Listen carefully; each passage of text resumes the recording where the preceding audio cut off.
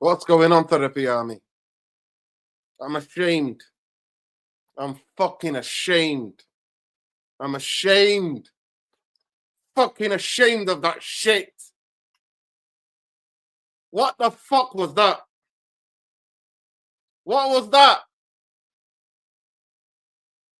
What was that?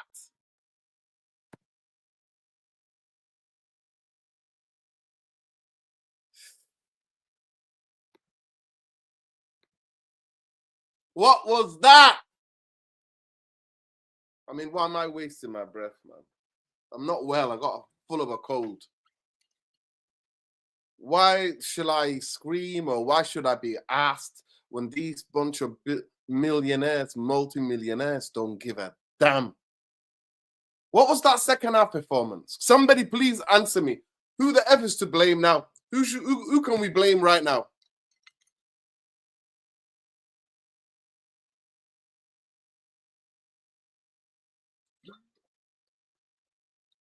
Who do you blame now? Who do you blame? McTominay's not here.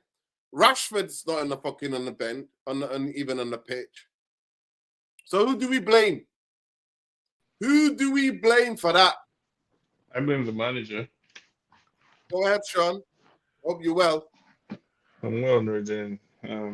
Quite upset, but I'm well. I was up at 4 a.m. or around 3:30 today, because I set an alarm, and I was looking forward to watching the team that I support. Right, the game was at 6 a.m. this morning, so I was up around like 4, keeping myself busy basically till the game, only for me to spend the last 90 minutes watching this crap that I just watched. It was really annoying, really annoying. And as far as I'm concerned, it's on the manager. I don't care what anybody tells me. I don't think this is a lesson that we needed to learn. I don't think losing 3-0 at home to Bournemouth is in any way, shape, or form acceptable on whatever journey that we claim to be on with this new manager, Ruben Amorim. So I like where you're heading at when you say who do we blame now? Because really, who do we blame now? Like everyone who most people wanted to be dropped for the most part. Um, they're no longer part of the setup. So for me, it's really on the manager. I think whatever good vibes or good feeling that he had been building up, I think he squandered some of that today, or a lot of it today, because this was just unnecessary. And this is the worst outing basically that we've seen, in the Amorim regime. It's reminiscent of Ten Hag, right? He who must not be named.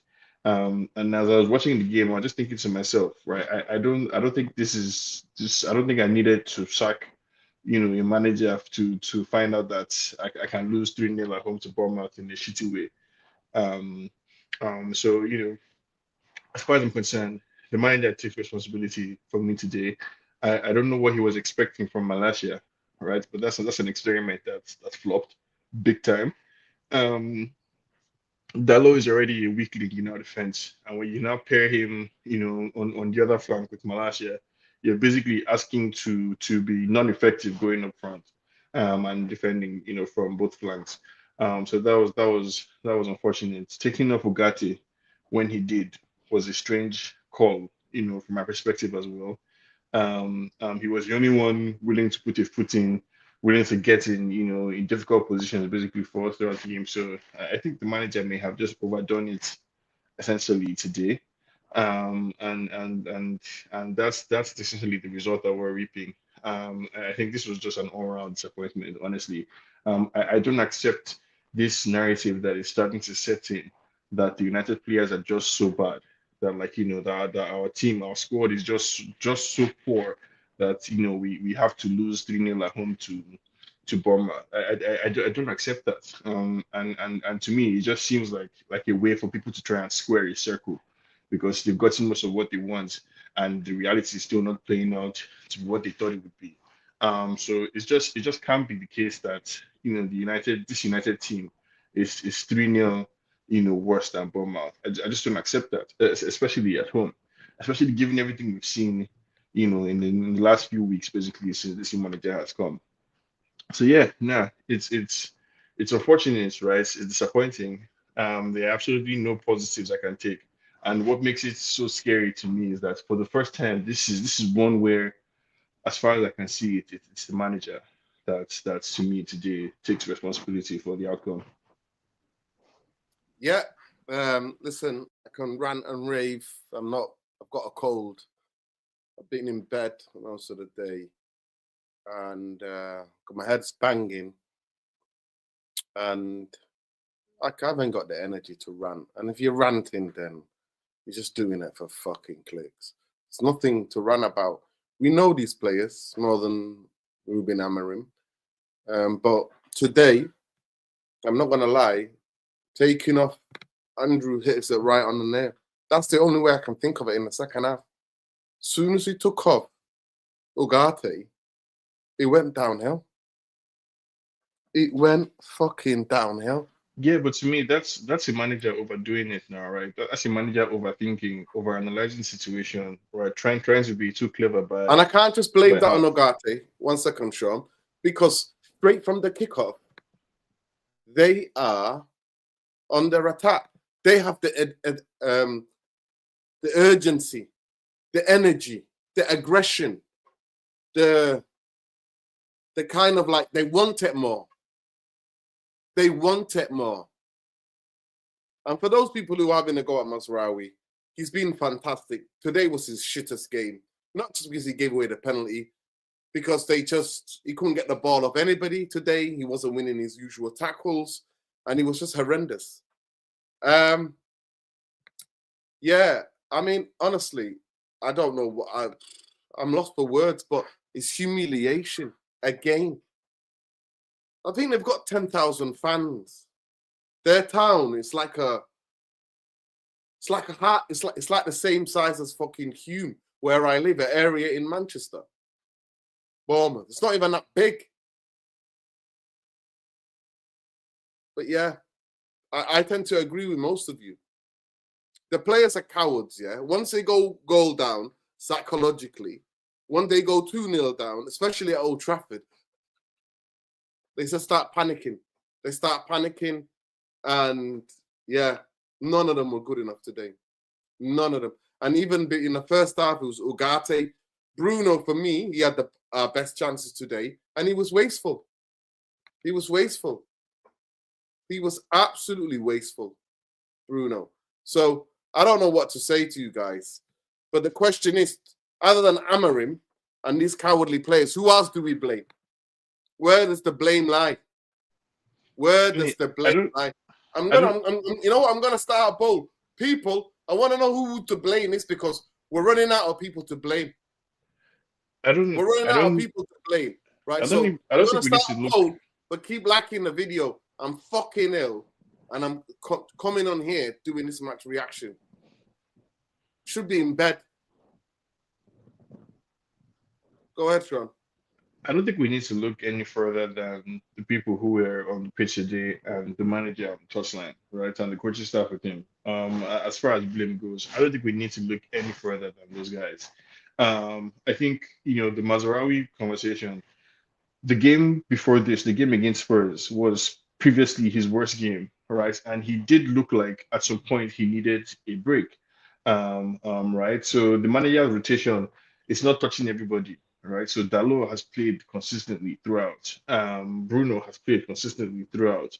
Um, um, when you're supposed to rotate, right? So today, I don't think we needed to see Malasia. I understand what he was trying to do, and I mean, if you can't play Malasia at home to Bournemouth, right? When can you play Tyrell Malasia, who is supposed to be a professional footballer, right? Earning a salary. So that one maybe I'm not I forgive him for, but I think like you don't need to look any further than the people who are on the pitch today and the manager who selected the 11 for blame.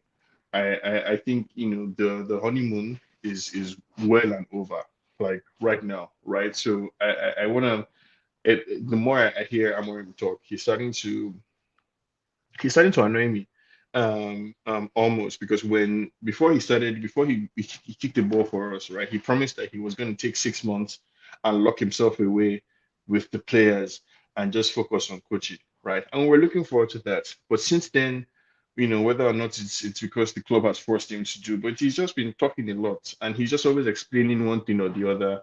And I'm quite frankly, I don't want to hear it, right? And I know this is an argument I've been hearing, but we are solidifying our position in the bottom half of the table, right? We are quite literally calcifying there every week. Despite the fact that people above us are dropping points, we seem to be intent on dropping points ourselves in the league. So I don't want to finish in the bottom half of the table. Like I don't think that is a necessary lesson or path that we need to go in order to rebuild. I just don't agree with that. I don't believe that the players that we have are this bad. That they are so bad that losing 3-0 at home to Bournemouth is inevitable. I just don't agree with that. Um, so I'm looking for this manager to I'm earn his sorry, spot. Sean, but they've done it in 2 seasons in a row. So how Yes, can you but like, say that? but football did not start two seasons ago, right? Like just No, I'm begin. talking about this consistent. There's two seasons data now. They've done it twice at Old Trafford, twice, 3-0 each, twice. And the only thing that's changed is the coach.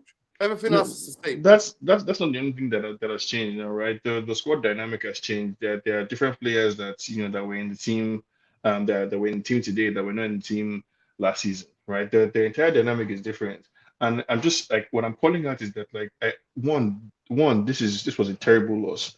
Two, I don't think it was a necessary lesson. Like so, you can accept that a new manager there will be growing pains, right? And all of us have been willing to accept some of that.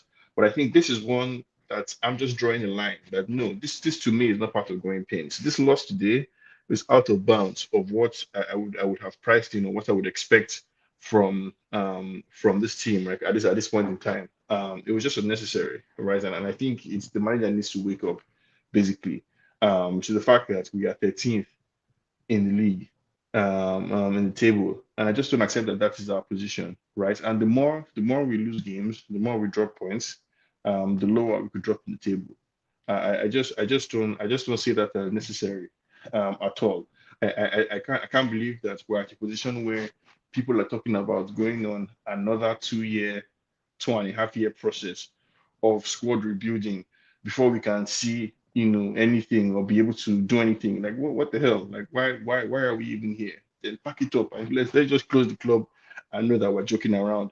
If because I'm being told to look at all the other managers who are coming into their teams and able to perform,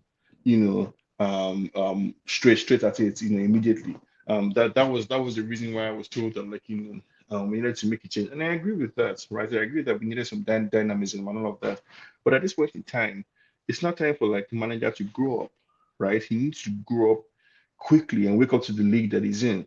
Every single game is an inquest, and today we failed like woefully.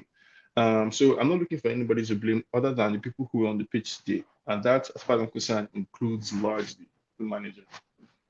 He has to learn quickly. Big up Lesso. Lesso, my head's spinning. I'm not feeling well. I've got horrible flipping throat, head cold. I can't even keep my eyes open. But what I saw in the second half was an absolute disgraceful. It was an absolute disgraceful what I saw in the second half. First half, I thought we waited for them to score in the first 20 minutes, 25 minutes. After the maybe 35 minutes, then we started to play. And then we didn't want the half to end because we were on an ascendancy. All our best chances fell to Bruno. It's like the whole team's trying to set fucking Bruno up, other than some of them taking fucking responsibility. He misses, and then we come out in the second half, and the only good player in the first half was Ugarte. We come out in the second half, and 10 minutes done, they come out, they're more aggressive, they're more on the front foot, they want it more, they have the better energy, they're squeezing, they're fighting for the second balls, and we're just spectating. How did you see it? People smash the like on the video. I have to ask in the poll, check the poll out as well. Was it the coach today or was it the players? Because I think the decision to take Ugarte off was shocking. No, man. It is what it is. Big up to the chat. Smash the like button, people. And big up to the panel as well. Well, it is what it is. I did say that we're going to suffer this season. Because the manager is going to try and play different combinations, try and pick different players, so and so, But yeah, it has to come to a point where he has to learn very quickly which players to not sub, balance, which players help with the balance of the team overall, as well as, which substitutions to make, because some of them have been diabolical, but I'll give him a bit of time to figure that one out, but I think he will. He's a very competent manager, so he should, in a matter of time, pick up certain things. And yeah, I think he realizes that he has more of a job than he actually thought he did. Some of these players, like I said, this system is going to expose a lot of them because they're not used to playing in different formations. They are not adaptable. You can clearly see that is why most of these managers just played a different way and just gave up, and playing just to try and fit how these players play overall. So he's unfortunately we're just gonna have to suffer this season, unfortunately. He's sticking by his guns. Clearly, he's not gonna change his style, which I admire from him. At the same time, it hurts. I don't like losing matches. I don't go and watch Man United getting thrashed by Bournemouth, at home. That's ridiculous. And a lot also has to be, as much as the managers made bad substitutions. I just think the players themselves were not up for it. Now, how many misplaced passes can you make in a short space of time? They still play like they don't know what they're trying to do. It's like they met 5 minutes ago, basically. So, a lot of disjointed passes, loose passes, players, not marking who they're supposed to be marking. It's defensive errors and set pieces as well. It's just the shambles. We still need a new set piece coach on top of that. It's a lot. It's from the player personnel all the way down to the coaching side of things, in the backroom staff, as well as the interruptions within the camp in itself. So it's a lot. He has a job and a half to sort out, honestly. And if this club doesn't give him the backing that he should get, I don't see us going anywhere, because I don't see anyone fixing this nonsense at the moment. There's no one who can fix this nonsense. So Let me just get a super chat, bro. Just hold it there 1 second. Paul says, bro, our fans are to blame. No humility, no class. Win one game City, then lose the next two. Karma. I just don't get it. So you don't want fans celebrating a last minute winner in a derby? Please, Paul, just make me understand. How is it the fans' fault? Don't have to be a super chat. Just come back and tell me. Let me just get this other super chat as well. Big up to you. Paul, thank you for the super chat. 256 says, we lack quality players. Back quality manager. Back this quality manager. Okay. Big up for the super chats. People, we're not even on 100 likes yet. I'm ill. Like I'm told you, don't fucking add insult to injury. Smash a fucking like on the video. It costs you absolutely nothing. Can't even keep my eyes open. So just smash a like on the video. Subscribe to the channel. Go ahead, Lesso. No, definitely. Yeah, we're going to need to get in quality players, man. I firmly agree with the super chat. A whole lot of these players need to go. If we're just gonna do things half-heartedly, we're gonna end up with the same problems. You can't do things half-heartedly. You need to make the harshest decisions that you can possibly make. We're laughing at Chelsea doing the madness, in getting rid of so many players and buying so many players. Sometimes you have to do that. Unfortunately, getting rid of 4, 3, or 5 may not just be enough at this point. Because some of these players, man, you can just see that they're just not going to adapt. You can't, sometimes you just can't, when something is shit, even if you sprinkle put a couple of sprinkles or chocolate on it, it's still shit at the end of the day. So this manager, I'm not expecting him to be a miracle, worker and try and turn people into whatever they are, into world-class players. Sometimes it's just not possible. It's up to the individual player in himself. Either he has the ability or he doesn't have the ability or the consistency or the discipline. So it's a lot. So I'm thinking, what would save his job or us going forward would be for us to actually make drastic decisions. The inconsistency will continue, unfortunately. The discipline issues will continue as well. So if players see us getting rid of so many players and bringing in and replacing them and we could do that in like a couple of windows, I think they'll also start being competent because they'll realize that they're also at risk. And there's a bit of accountability in that sort. So the club needs to make the harsh decisions. Unfortunately, like I said, we need to get the quality players in. But If yeah, we do not get quality players, that fit the mentality of this football club, we're not going to go anywhere. It's that simple. If you can get someone from the development who's ready, you bring them in. If they're not ready, you take them on loan and then you integrate them. It's that simple. We need to work fast at the moment. It's no point saying Amorim is not Amorim needs to work fast. Amorim needs to works fast, but he doesn't have the tools to do so. So he needs to be given the support as much as Tenach was given, but this time he with the structure in place so that we don't have any place where we're saying that it's just the manager. No, next week it's the player. The following week it's the manager. Let's take the manager's job off the table now, right? Let's assume that the manager's job was not at stake, which from my perspective, it's not, right? His job is not at stake, it's not on the line. Let's take his job completely out of the question.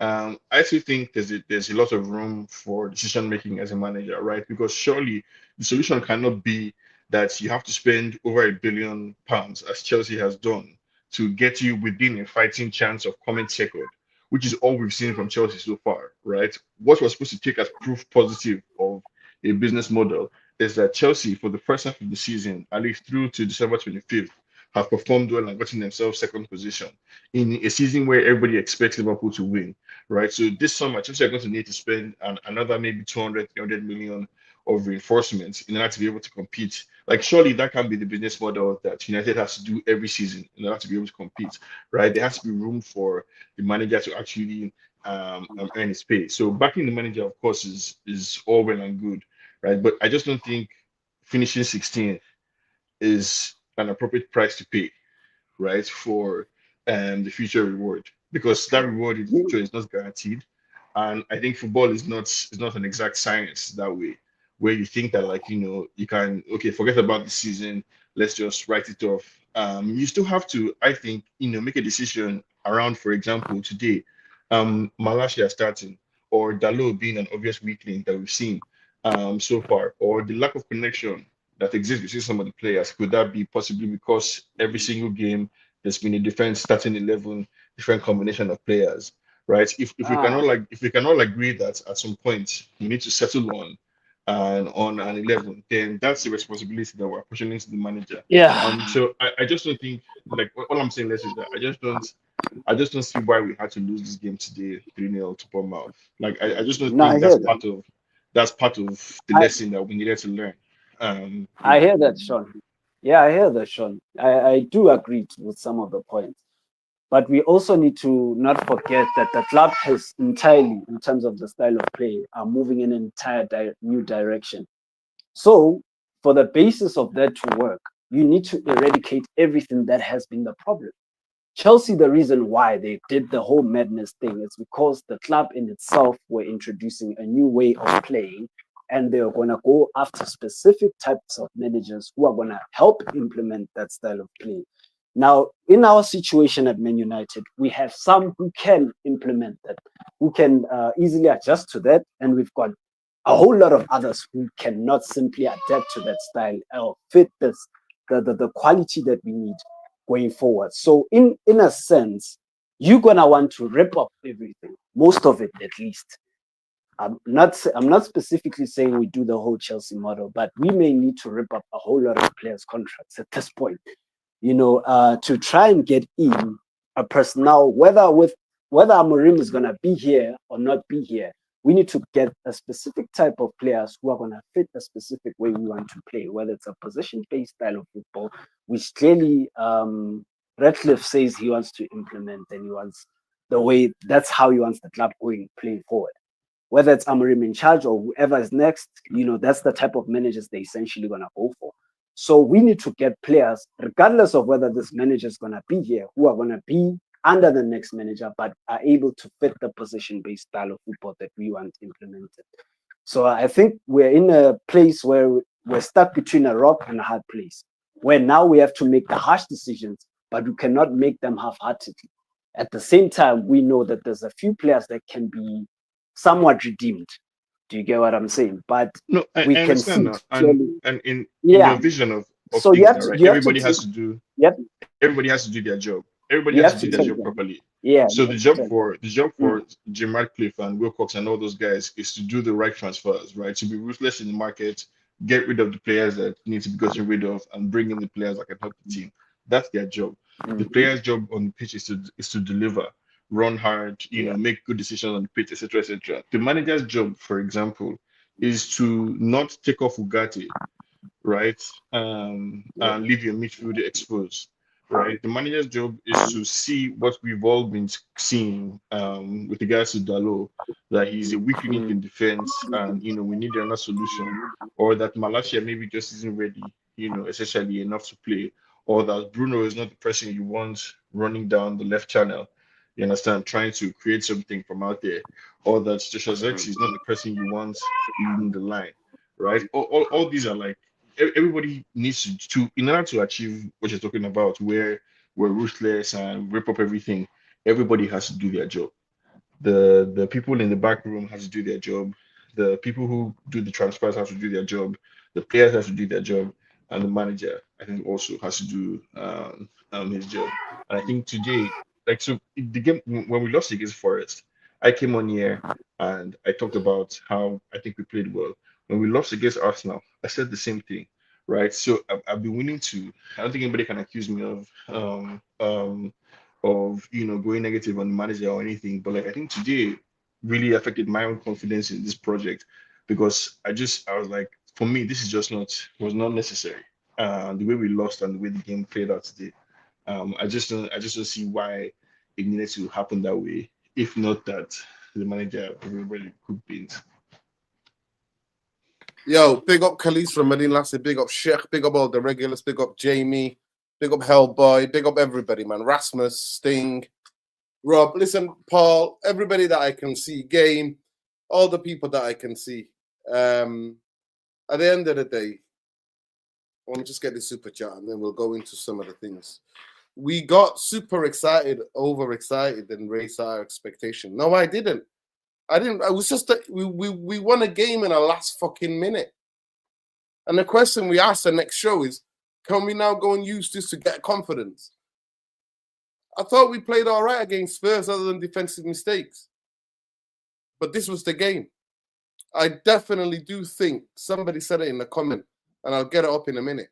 Somebody said that Amorim doesn't know about Bournemouth, doesn't know he disrespected Areola. Why do you think I wanted this manager? Why the fuck do you think I wanted Areola to be the manager of Manchester United? Because he can do that with that budget, with that small football club. He can do that, this manager. It took him time. It took him 3-4 months to get his ideas across. And after that, they've been doing amazing, punching way above their weight. Bro, we just got super excited, then raised that expectation. Need to take a leave out of Liverpool's route, keep quiet, move in silence. Nah, man. Listen, I'm sorry, Paul. I don't know what your obsession is. Last minute winner in a fucking derby, in a game where we played better in the second half. We're gonna celebrate it. It's a fucking derby. But I've not seen any Manchester United fans going overboard and talking about it next 2-3 days. I didn't see any of that.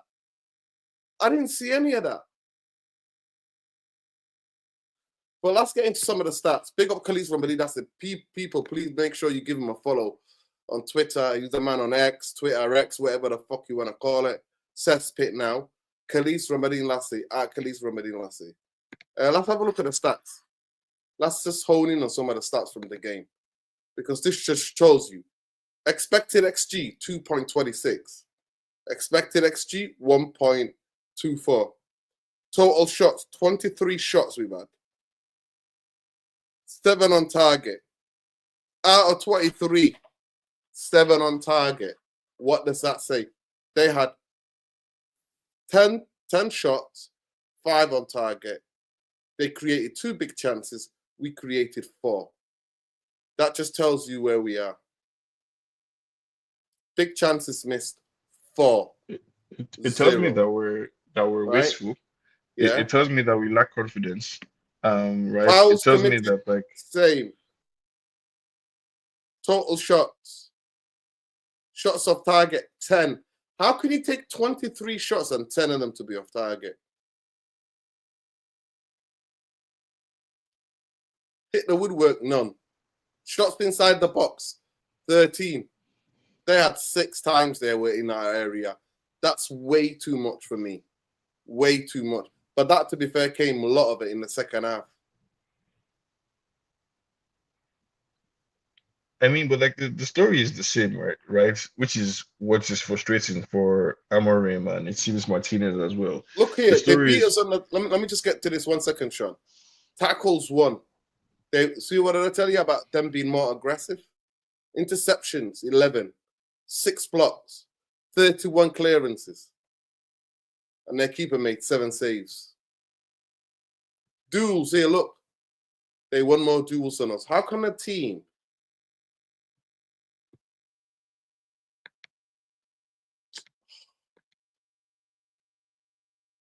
Let me just go back to it 1 second, people.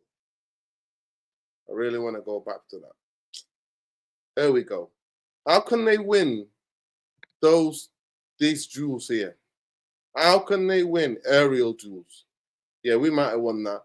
But duels, ground duels. That's because in the second half, that's down to Ugarte. You take Ugarte off, and we don't duel for the ball. They beat us in second balls and everything. It's fucking also crazy. our captain is Sir Wine a lot, right? Bruno. Sir Cry a lot is really all he does for the most part on the pitch. Puffs and puffs, but spends more time whining and whinging, and not inspiring or instilling any confidence in his teammates. I think the stats here that we see is the story of Amorim's time so far, right? Lots of emphasis on controlling possession, moving the ball around, getting into good positions. But that cutting edge, that killer instinct, basically, that we just lack in attack. And I understand what the manager is trying to do by refreshing things, right? It's like, moving players around, keep trying to keep things fresh and everything. But like this league is unforgiving. This is a serious league. With teams that will punish you when they smell blood. And the manager I think is trying in terms of like being ruthless with the dressing room and with the selection and everything. But he needs to step it up a notch, honestly, because this is not good. And there's no way to spin it. Like it's really not good. Losing 3-0 at home like this, 100%. Like it's just, and the solution cannot just be that we need to sell everybody because that's just not going to happen, right? Onana is definitely probably considered a long-term investment by the club. So is probably Martinez and Lenny Euro. Mazraoui is considered to be a good player. Maguire was just healed, recently after his performance against City. Ugarte is a recent signing as well. Kobe Manu is a youngster that has a future at the club. Bruno, unfortunately, is the club captain. Ahmad is another star, essentially. So if you start looking around the squad, right, we need to sign a left wing back in January. Probably that's one position we do need to spend some money on immediately. We need a left wing back and we need a striker. Somebody that can play up front and that can get us like 10 to 15 goals. It's not that we listen. Let me just get to the super chat, Sean. Big up. Mpengo says, big up for the super chat. I hope the job's going well. Get well, Uncle Nuno. Looks bad for us. Why take Car Ogate? Players are not good enough. Plus, we can't take our chances. Bruno was shy. 216 says here, we're united in name only. Our players aren't united quality. 100%. Yeah, is there anything we could get from the stats today? Anything? For me, these are the most interesting stats. The ground duels, aerial duels, successful dribbles, all these different things for me are important. I mean, but going to the original, look, 60% possession. Yeah, big chances. We created 4. Enough to win a fucking football game. Enough to win a football game. And I'm sick of putting the ball in the net, crossing the ball when we haven't got anybody who can head the fucking ball on goal. So why don't do a different routine where we get players to have shots? I do think one thing is a mistake. I really think it's a mistake. This happened because he doesn't know the league. Amarim does not know the league. So he disrespected him. He disrespected him. And that's what happens. Does he not understand? They beat us 3-0. 3-0 last season. 3 fucking 0 last season. You can't disrespect. You can't disrespect.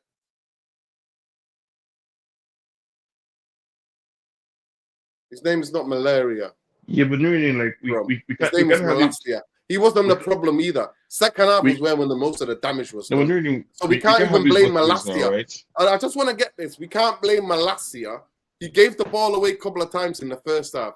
But we finished that half the stronger team. Yeah? He made a foul that was 50-50 on the touchline. Manchester United should defend that. You should fucking defend that. So this idea of blaming Malasia, I don't know where you guys get this from. But it's not about Honestly. blaming him now. He was poor today, like, and he seems to have What really about been Diego affected. Dalot? What about Diego Dalot? He was also poor. What was he doing? He was also poor today. What How about about Bruno? that? What about Bruno? What was he doing? Bruno was poor as well. So what are we How talking about about that? then? So we're gonna Right. single a guy that's been out for nearly 2 years. We're gonna fucking No, but let's not single him out. pretend. Let's not fucking pretend like jokers, we're man. singling him out now, right? No, we've you been are. talking You are about- singling them out. You're we've all been talking jokers, about- honestly. We've been And talking by the about. way, bro, that's a yellow card. Call it by his name. His name is Malasia, not malaria. Oh yeah, no, we don't condone that. But the fact is that Malaysia and Dalot were the weak links in our defense today. Malaysia doesn't look up to speed, and I already said that I understand what the manager is trying to do, and I appreciate him, showing that level of confidence and faith in Malaysia because it's a catch-22. You need to give him playing time for him to get back to himself, but at the same time. You can't afford to give him playing time because he's not ready, as we can obviously see. So it's a tough spot to be in, and it's a difficult, unfortunate spot. But that's really the job. Unfortunately, that is the job to make these like really difficult decisions. As a manager of one of the biggest clubs in the world, and I don't think it's fair to now overhype Bournemouth because I'm sure if we had won, the story would have been it's just Bournemouth, right? And regardless of how good Bournemouth are, they are not 3-0 at home to us like good. But They're they've not that good. Sean, you might be able to get away with your statement once. They've done it twice and they fucking deserved it. They're comfortable. So I don't know what you're waffling about. No, but like, isn't that part of the reason why we are where we are? Isn't that the whole point of Yes, the they're manager better being than sacked? us twice at Old Trafford. They came No, and but popped us off the fucking park. if they're better than us, then why is it such a tragedy that we ended up 8th last season, right? If everybody above, isn't the whole point that we are better than No, the where bigger we thing for find me is ourselves? about these fucking cowardly bastard players, yeah, who don't deserve to wear this fucking shirt. They don't have any pride in themselves. This is the team that beat you last season 3-0 at your home place. You go 1-0 down, and then second half you come out and you're all fucking shit stains on your fucking The, shorts. the way I see it, right? It's No, the it's problem. about the mentality, Sean. It's not It's a about gear. It's it's about about the mentality. mentality now, We've right? got players who are mentally fucking weak. That's That's the that's a difference. that's a point that I've been making for a long time, And right? they've So got a really you're not good going to hear me coach. disagree with They've that. got a really good tactician and a coach that knows. And Amarin gave him the game today by taking up Ugarte. Right. So you're not going to hear me disagree with the players lack mentality. Like, of course, like that's a point that I've been making for a while as well. So I agree that the players lack the mentality necessarily like to fight. But that's how do I put it now? The premium essentially that we're looking for, in a manager. That's what we're looking for, somebody to try and inspire and or get out of them, because there's no world in which we get a brand new 11 basically players. It's not going to happen, right? So, and the whole point was that these set of players are better than where they found themselves in the league. The players that we all want to get rid of. Why is Amorim playing Bruno, right? If we all here are upset, don't think Bruno is the right player to get us to the next level. Amorim doesn't seem to mind benching people who aren't performing to his standards. Why is Bruno playing? Why is Dalot playing? So many minutes, right? When we can all see. So like I mean there are all these questions that like they make it really difficult. I don't think Bournemouth are a better team than us. I don't think they are 3-0 better than us. I don't think we needed to lose this game today. That's where me I'm coming from. And that's what I'm standing on. The games that we lost against Nottingham Forest, that we lost to Arsenal, games under Amorim that I've said, despite the fact that we lost the game, I still have confidence. This is the first game that I've seen from this manager that like, okay, this one, cooked beans, he made a mistake today. It's on him, and he needs to, I think, arrest the situation sooner rather than later. Um, because for me, it's not acceptable to be 17 in the league. It just is not. Taking off Ugarte was criminal today. I think Euro should be given more time to start. He looks like he's ready to play. Let him play. I was a little bit disappointed in Kobe Mino as well today. I thought he was kind of sloppy from time to time on the ball. But yeah, no, it was all around. It wasn't a good game to be honest. Anyways, and I don't think there's much to say as you said earlier. I actually have to hop off. So big up to everyone. It's really unfortunate that Amorim and this United team have What, almost sort of tried to ruin Christmas. Let's hope what time? that Boxing Day. What time is it over there, Sean? It's 8:45. I told you I woke up at 4 a.m. this morning. Like that's part of what is irritating me. I was up at 4 a.m. The game started at 6, but I got up at 4 because I was excited to watch Manchester United. Right, I was excited, so I got up at 4, watched like Archer, scrolled on TikTok just to keep myself busy or awake. And I started watching the game at 6, and I watched a bunch of bullshit basically. So now I need to go back to bed. Yeah, Um, listen. You but go back to bed, Sean. Sorry for waffling myself, but you can't. Nobody can Yeah. blame fucking Malasia. Diego Dalot has been doing nothing. The most valid points you made today, Sean, is this fucking knowing that those two can't play. We need to go and get wing backs. We need to go and get players who can play that wing backs right now. We need them right fucking now in this January. But oops, we got a broken billionaire. We got a broke fucking ass billionaire. That's what we've got. Broke fucking big ass up. billionaire. And vultures who take money out of the fucking club. Big up, Sean. Lesso, talk to me. Yeah, it's frustration all rounds, man. It's frustration all rounds. It's just bad all round. Like you know what the problems are, but is it you ask yourself if these problems are ever gonna be solved. It's been so many years where we've known what problems they were within the team, what's been going wrong, these sort of things. But now we have to see what INEOS now. It's the test is on INEOS now because they've got their men, right? So the test is on them to actually see if they're competent going forward. Are they gonna back this guy by doing whatever it takes for them to be able to back him and in ensuring that this team becomes a success? Because right now they've raised the ticket sales. They're gonna try some other dodgy things, if I heard that correctly, going forward as well, to try and keep us afloat with FFP. But at the same time, they recognize that they gotta, they have to support this guy with the on-field personnel.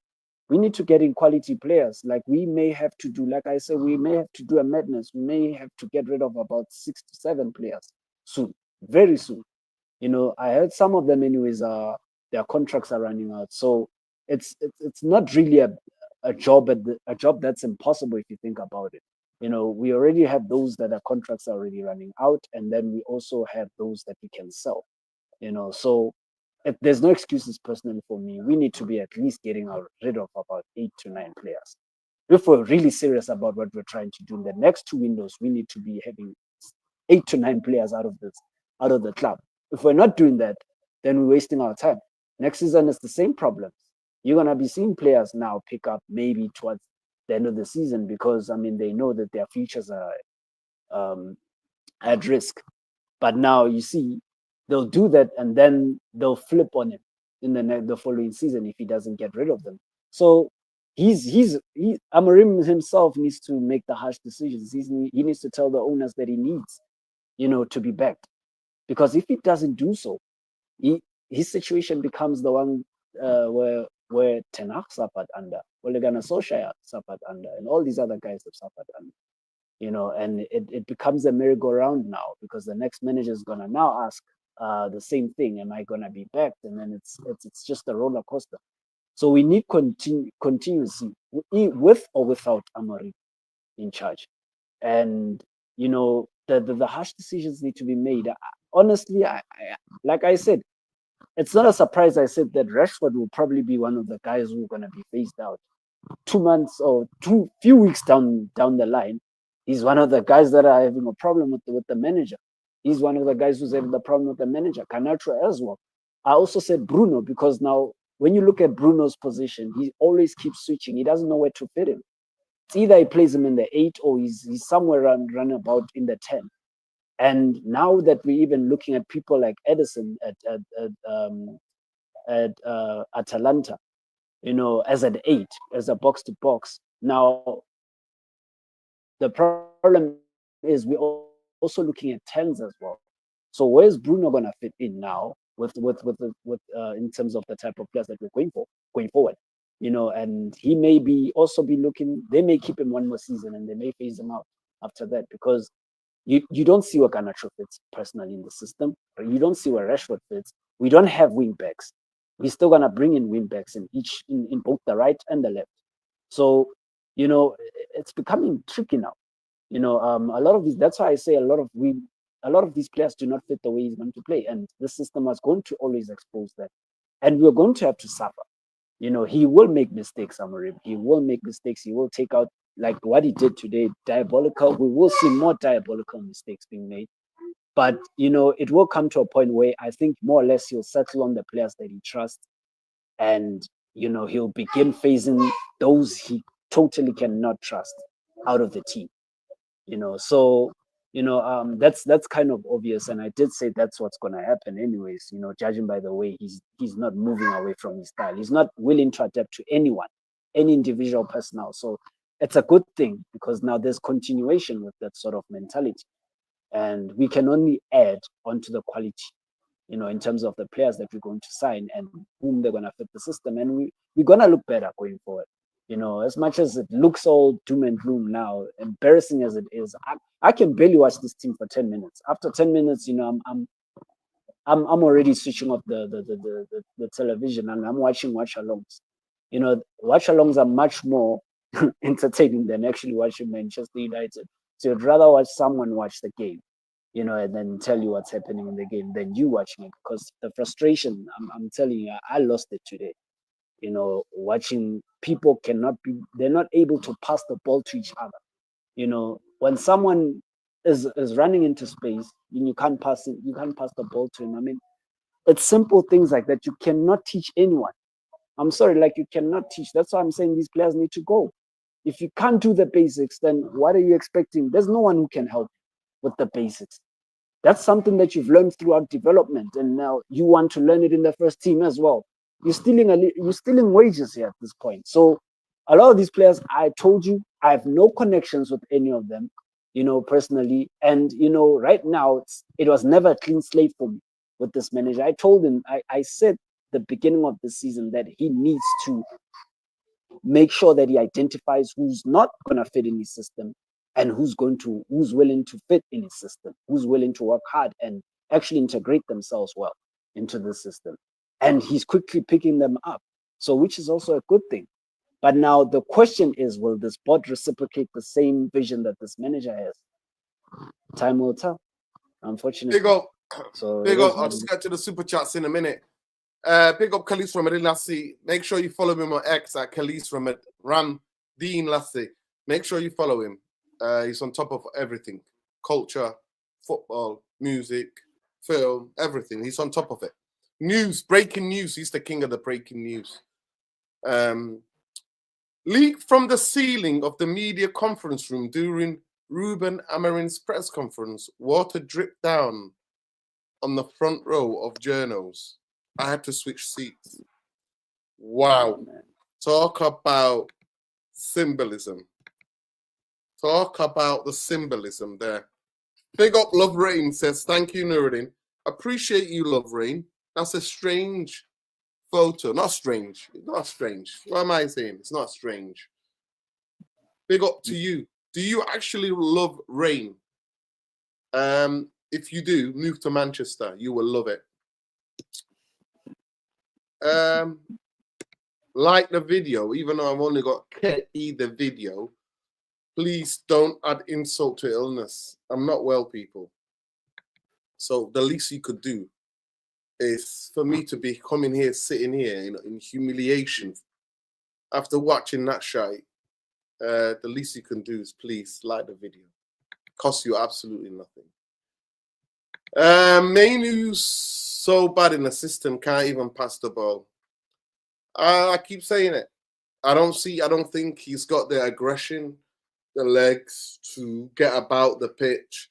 This system, the two midfielders and the two wing backs and the two number 10s are they're the people. They are the people. They are the people. So we just need to take it easy, people. We need to just go and get players who can play in those positions. If you're going to, for me, this will be the test of INEOS. You bought this manager in. He has a specific of a system way of playing. You can now see it in the 10 games that he's had, that majority of these players cannot play that system. They look lost in that system. Kobe Mainoo should be more up the pitch. You see how he beats players today? Up the pitch. He's not a number 8 or a number 6. In this system, he can't play. The two players who play in the middle have to put in so much input, have to play with loads of aggression, loads of energy, and be absolute monsters around that football pitch. Kobe Mainoo is too silky. He should play where Bruno plays. Now and again, help out, but he should be up the pitch. That's my belief. I could totally be wrong. You might have a different belief to me. Lesso, what do you think about that? Yeah, so I did far, say that it just doesn't look right. No, it doesn't look right at all. We did say that, a lot of fans, I heard them saying that, no, he'll be good in the 210 midfield. I mean, in the two. Look at Lesso. Big up Yusuf for the comment of the day. Another leak.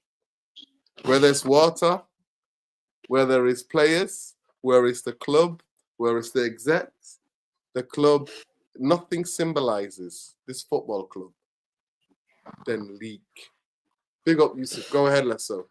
I'm ill, bro. I've got a banging headache. I've just put some ginger tea on. So big up to you for cheering me up at least. Big up Yusuf. No, big up Yusuf.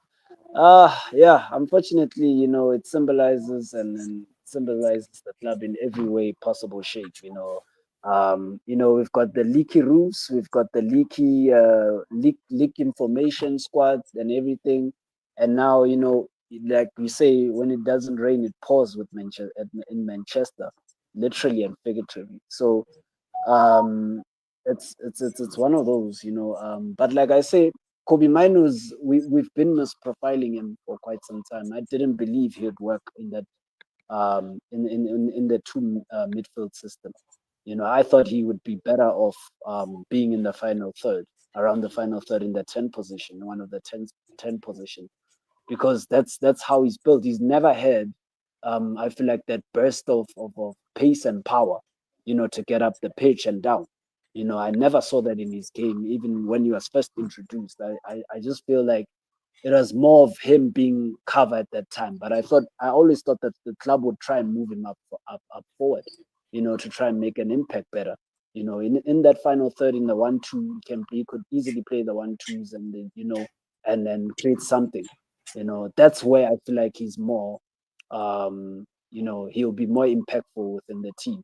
And he needs to move away from that position. I'm hoping that Amorim sees this, that it's just not working, and that is why we're targeting an Edison, like I said, that's why we're targeting players like Edison and others as well in to play in the two to play next to Ogade. So let's just hope and see what the club does. But it's up, like I said, it's up to the Red. It's up to Ratcliffe to make sure that he backs this manager going forward and buys him the players that he needs to fit into the system. Big up Jarvis. Man, I like Jarvis. Big up. I'm full of a fucking cold. I had insult to injury. I had to witness that shit. Yeah. I have to witness that shit, and then I have to go live. Did you go to the game or? No. I got too ill. Yeah. Too ill. Okay. My body's Okay. aching. Hope you feel better. My head's banging, and I've been in bed since last night. A lot of people, getting down with this flu now for Christmas. Yeah. But anyway, my point of it today is I asked a question, Jarvis. Who can we blame now, Jarvis? Are we running out of people to blame? Yeah. Who are we gonna blame? Who are we gonna blame now? No, we have the most important two options. We can blame the players or the manager. So you can start blaming the manager again and see if that helps. No, that's not going to help. I do think the Ogate decision was a really big mistake, though. I really think that, Jarvis. I really think that. And I think him and the players, first of all, the players should know about Bournemouth. They beat us 3-0 comfortable last season. And then you come out like that in the second half. But I think the game changed as soon as we took off Ogate. The overloads, the traps. The reason why me and you love this manager, Areola, is because we know what he's going to do. He came out before the game. Guess what he said today before the game, Jarvis? He said, lately we've not been scoring the amount of goals that I think we should be scoring because the players have to work on my system. They have to work really hard. So by the time they go to goal, they're already tired. But he said, I don't care. To play in this team, the standard's been set. You have to work hard. Second half, aggression, intensity, wanting it more. Like in every caliber, every other word you could use, they wanted it. The traps were there clearly. Winning the ball off us in our last third, winning the second ball, third ball, fourth balls, bopping us in triangles, spreading the pitch, switching the play. How many times in the second half did they go from right to left, left to right?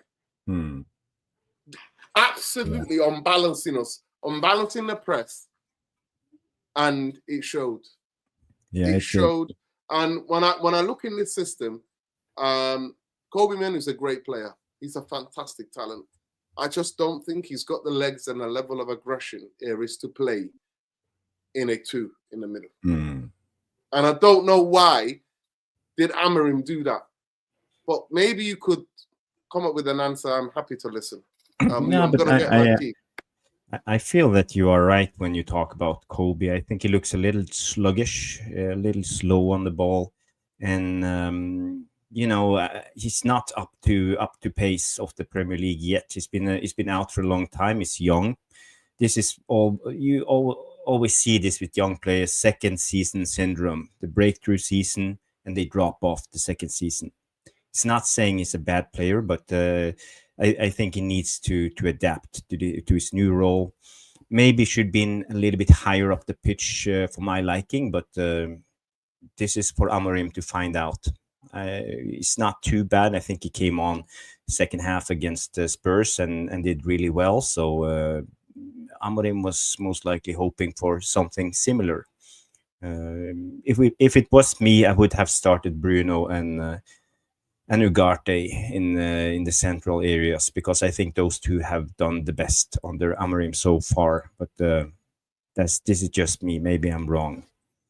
I want to come back to the game. I feel that Bournemouth is a solid team. They are a hardworking team. Everyone gives their all, and no one hides.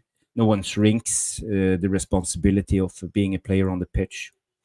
They are fully committed in every aspect of the game, and I have immense respect for Andoni Iraola, and the way he got his team playing. And I've been talking about Iraola plenty of times, and every time you ask me who would I bring in if Ten Hag is getting sacked, I always said Andoni Iraola. I think he's a brilliant manager.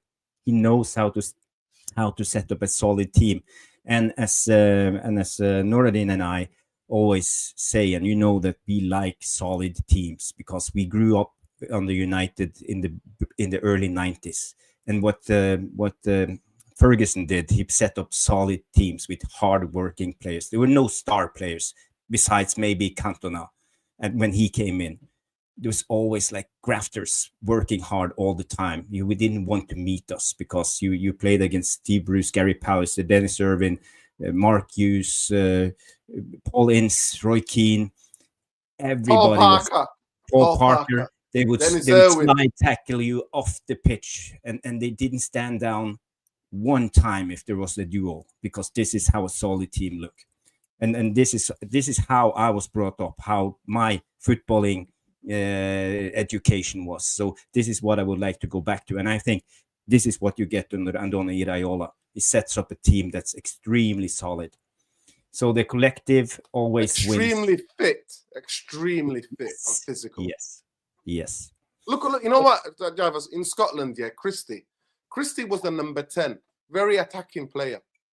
Yeah. Do you see how many times he won the ball in the midfield today? Yeah. Constantly running. I would like to see his running stats. He covered a big area. But if you want me to go down on our players and slate them, yes, I can. We can start with Malacia for me. His excuse, yes, he hasn't played football in, I would say, 18 months, 1.5 seasons, maybe 2 years. And the tempo of the Premier League is so high that he's not there yet. You could see it clearly. I could see it in the second minute of the game. Get Malacia off. He should have subbed him after 20 minutes, because you could see him losing the ball time after time, taking too long on the ball, totally disjointed in everything, both going forward and defending. Sinistera, he had Malacia in his back pocket. When he dropped down, Malacia couldn't keep up with the tempo shifts that he kept doing. And going forward, Malacia and Bruno totally disjointed, because Bruno had a lot of runs into the left channel, and Malacia came in that area, but they couldn't get their combination play to get going. And when Bruno took third man runs, opened up space, Malacia, he didn't see that, and he tried to play the ball on Bruno, and Bruno taking with his man and taking the ball, his run into an area where another defender were, so he was down 1 against 2. So Malacia, it's not good enough, and Amorim, the Amorim experience with Malacia needs to stop. I think the only way to get Malacia back is to send him on loan in January. Hopefully, he can get his career going again. but we are not the type of club where we can bring back players and still perform. It will punish We're not us. good enough. We're not Yeah. stable enough, and we're not good enough. 100%, 100%. So, I'm not trying to be that hard on Malaysia. He's young. He's been out on injury, but he's not good enough. What I also saw was our difficulty because they played really compact. There were no space in the central areas, but we expected this. We saw it against Nottingham Forest. We know it works against us. We have difficulties playing through the central areas if it's compact. So we were the reason why we have that is because we don't have players who are good ball carriers and can isolate 2 or 3 players in a space of in a way of a routine. You know what I mean? A ball carrier that can eliminate people and can carry the ball and actually can risk teams to do something else and get out of shape to unbalance a shape. We don't have clever one-touch footballers who can play bam, bam, bam, pop it off 1, 2, 3, 4, and do the kind of like opposite runs. We don't have any of that. No, we don't have any of that. We don't have the pretend that's clever. Like we don't like this way. You can break them down. Odegaard will be incredible. Like he's that type of player. Picks up 1 5-yard pass, comes into the space 5-yard. You need a good ball carrier who can actually eliminate players in the middle, who carry the ball. And guess who the 2 best midfielders for that? Roy Keane and fucking Paul Ince. Boy, oh boy. They would carry a fucking football into the last years. They will. To go on the what I also saw, we played a lot of long balls because Milos Kerkez and the other fullback, they had full control on our half space players. DMs, and the hardworking collective of Bournemouth made it extremely difficult for a player like Ahmad to get into the game. He followed Ahmad all around the track. He was, I would compare him to Huijsen Park when he played for Man United. He followed you even when Ahmad started to roam around. He was almost on the other side with Bruno. Milos Kerkez was there, always tracking him. He didn't give him an inch, and it was extremely difficult for Ahmad to get into the game. So when you stay compact, the opposition stay compact, and there were no space to play in the central areas, and we couldn't find the outlets on our wingers and number 10s. We had only one option left, and that was Harry Maguire trying to hit the outer channels on Bruno. So we had a lot of long balls from Harry Maguire, from Martinez, trying to hit Bruno. But it didn't work because Bruno had no support from Malaysia. So basically we had nothing. But can we talk about Diego Dalot as well, please, Jarvis? Yes, the same with what's the excuse? What Malaysia's got an excuse. What's the excuse for Diallo? Dalot. There's no excuse, but I have been saying it all the time. It's not good enough. It comes down to quality. And ladies and gentlemen of United Real Therapy, we all know it. Dalot is not good enough, and especially now he's overplayed, and he don't have the same gear as he had last season. So he needs a rest, a long rest to recover. We've seen it with several players being overplayed. They need a couple of months off, and then they can come back and perform again. And Dalot is not there. And if we can get a bid from Real Madrid or someone else, I would say adios and good luck. I think we need to replace him. I just want to show you this from on the positives from the first half. You talked about the opposite runs, Nuruddin, and I think this attack was one of the better. You see here on the ball we have I think it's Martinez. Martinez, yeah. Martinez on the ball, he came to the ball, yeah. And here you see Bruno making the run into the outer channels, as we've seen a lot of the time, and he plays the ball over. But when Bruno does something like this, he opens up a space in the central area because he drags the DM with him. So if Malaysia receives the ball in this instance, he should come in centrally. We saw this especially one time when Sporting played Manchester City in the Champions League. They did something similar. It's about opposite runs, as Noradin are talking about, but we didn't do it. We didn't see it. We don't see it. But again, the ball comes over. Bruno goes down, receives the ball. He plays the ball back to Amad Diallo, who receives it and gives it back to Bruno again. And Bruno drops about 10 meters with the ball. But in this instance, when Bruno drops, we have Mazraoui here, and Bruno crosses the ball over to Mazraoui on the other side. So that's a good pass from Bruno. And the attack continues. Mazraoui carries the ball upwards to Diego Dalot, who's our right back. And the problem for Dalot here is he can't whip it in on the first touch, because you see Josh Xerxes in the middle is not actively wanting the ball. You can see he's just walking, waiting. He don't want the ball. So the next you see here, Diego Dalot carries the ball inside. He cuts inside here. But the good thing is here, Amad Diallo sees this and goes with the opposite movement. And this is why, I mean, opposite movements are so important. Because when you leave one space, it opens up space for the other players to run into. And this is a good thing here. And Dalot plays the ball in between the defenders and gives it to Amad. So here you see Amad receiving the ball. Again, you see Milos Kerkez is really close to him, so he couldn't take the shot. But Bruno comes in here with the late run into the box, and Diallo makes a brilliant cutback pass to Bruno. And I think in this instance, this was one of the biggest chances we had in this game. We should have. I'm sorry, Jarvis, but he has to score there. Yeah, he has to score there. The goalkeeper is unsighted. He has to score there. The ball comes at him at a nice weight. It's not behind him. It's not to the side of him. It's at the perfect weight. He has to find a target. Yeah, should have gone straight here. It shouldn't be that hard. There's enough for the goal to be here. There's enough for the goal to be here.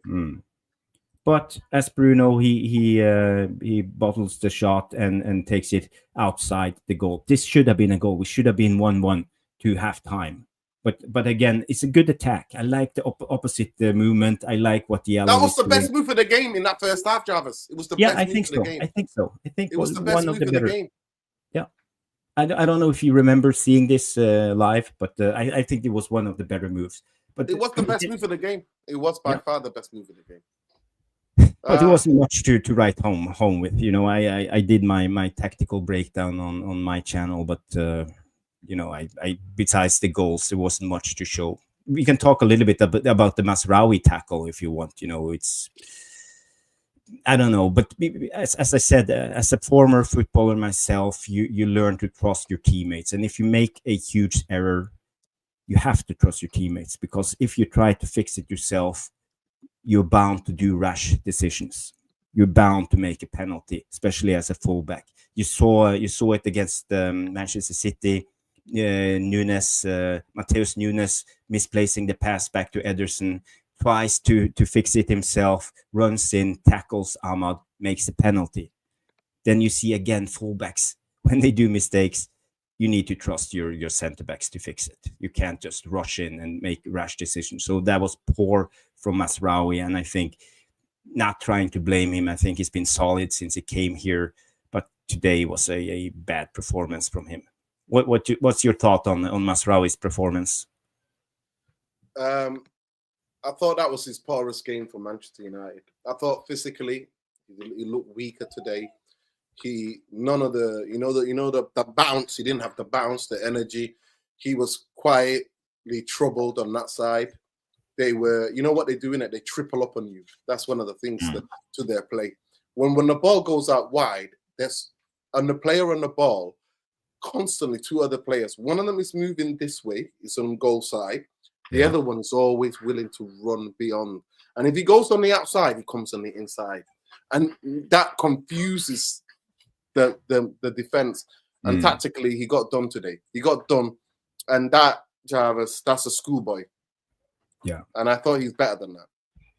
He is. I expect him to be better than that. But I think it's tiredness, me personally. If you don't want to, it's tiredness. It's really tiredness. The other goal, it was too easy again. They got on in this side, like I said, because they do the overloads on that side, Jarvis. And they've got the third goal. The third goal. They've got very good players. The rhythm in their timing, the rhythm of the weight of the pass, the rhythm of the level of aggression, and the level of skill and technical ability of their forwards. Literally, it was so easy. And Martinez, that was a disgrace, Leacher. That was Evan Nilsson made this tackle. He makes a tackle here. Kobe gets dispossessed here very easily. This is Evan Nilsson here. Yeah, and then he turns, and what does he do? He secures the ball first of all, and then he plays the ball there, and then they go out wide, and then they expose us again. And by that time, look where Kobe is. Kobe's nowhere near. So look what I'm saying to you. It's Kobe. Yeah. Look on go to the Bournemouth player. They're always willing to make the run. The guy on the player has always got to have somebody who's going to willing to make the run.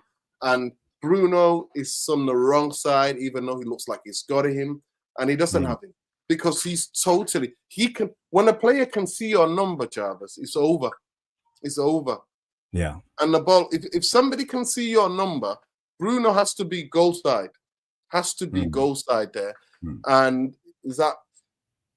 There's Yoro. He's only young. Like I said, it's been out for a long time. He should have squeezed that bit there a little bit more. And Maguire should. So the whole team shape we should have shifted across. You should stop the gaps. Soon as Yoro gets tempted to the ball, Maguire should go out wide. Sandro should go out wide. There you go. The lot should tuck in as well. Everybody tucks in and what's called what do you call it? You kind of make the space compact. The space. You make it smaller. So even the player has got loads of bodies. Even if he came inside and tried to shoot, right? You've got bodies already there. But here we're begging, like I said, soon as the attacking winger. Diego Dalot, look where he is again. Yet fucking again. No protection. So we could see, look, two players. So look, Yoro, Bruno are done. Yeah, they are done. Masraoui, Bruno's done. And Yoro is done. And the attacker can see Maguire's shirt number. He can also see Lissandro's shirt number. And there you are begging. The biggest thing what Maguire could have done, and the big thing we used to concede, a lot of goals on the Eric Ten Hag was always in the penalty yards. And Kobe is ball watching.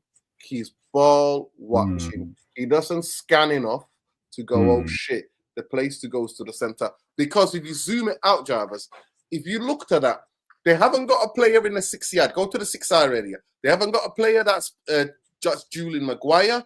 Nobody's dueling Masraoui.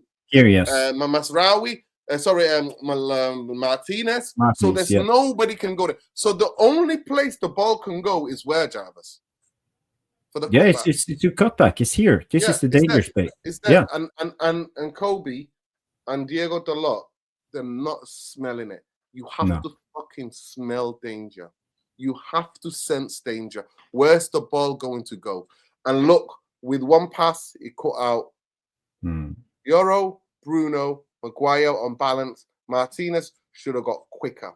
But as soon as the guy goes to the byline, Martinez, Diego Dalot, look at Diego Dalot. Look at Diego Dalot. Yes, it's no one. It's no one around. He's not aware of his environment, where he is on the pitch. He's ball watching 100%. You see here, it's nothing. You should have smelled this situation and tried at least to cover this space. It's unbelievable. Yeah. It's unbelievable. Penalty, anytime the game can happen. The first goal, we're conceding from set pieces. Yeah. This is where I'm not happy about one thing, Jarvis. And I genuinely do think he needs to use his brain, because INEOS are not sacking your fellow Norwegian man who's a brilliant set piece coach. Now he's still around, but he's not. He's still around, set-piece but coach he's not on the anymore. set pieces. He's not on the Yeah. set pieces anymore. What the fuck are we doing, Diego Jarvis? Tom. Amarin has to accept that. You're coming into a fucking middle of the fucking season. That's my only criticism of Amarin. You and your coaches do not know this fucking league. This guy's been here in this league for a couple of seasons now. Southampton were the worst, Jarvis. They were the worst from conceding goals on corners. They're one of the smaller teams in the championship. He turned them from that into a net positive of being one of the most dangerous teams from set pieces. Yeah. And look at this. Look at this. I see someone in the comments say, look at the 3 players on the byline here. Totally played off the park. Totally played off the park. And this is what we see. By this time we're getting bopped. Yeah, by this time we're getting bopped, Jarvis. We're getting bopped. Martinez is not aggressive and he's and he's turning his body. Get to the fucking ball. Yeah. Get to the ball. Diego Dalot for me. Give it a fucking rest. How many times, how many games are we going to show you him and say, what the fuck is he doing? Where is he? It's about defending with your life, you know. It's the only way. Hard work beats talents every time if talents stop working hard. And then that's just the way it is. And we know it. Good collective, as Andoni Iraola have set up, will beat us. Every time 3-0 at Old Trafford because we don't have the effort. He's done it twice in a row, Jarvis. Yeah, it's not a coincidence. He's done it twice in a row comfortably. Comfortably. And people can tell me, we made 4 big chances today. They made zilch because they scored the difficult goals. Penalty, a set piece, and a brilliantly worked goal. Where we've got, Jarvis, if you take it back one more time, please. I just want to show the numbers here. Go back one more time. Go back again one more time. Yeah, look. So we've got 1, 2, 3, 4, 5, including the goalkeeper, 6.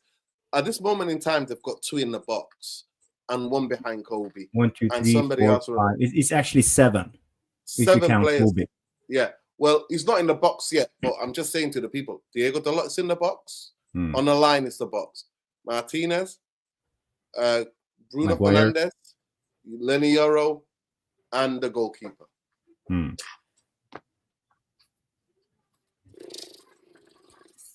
Dreadful defending. But what do you say about Onana's performance in this instance? Because you see he shift his body over to the other side and he's out of balance.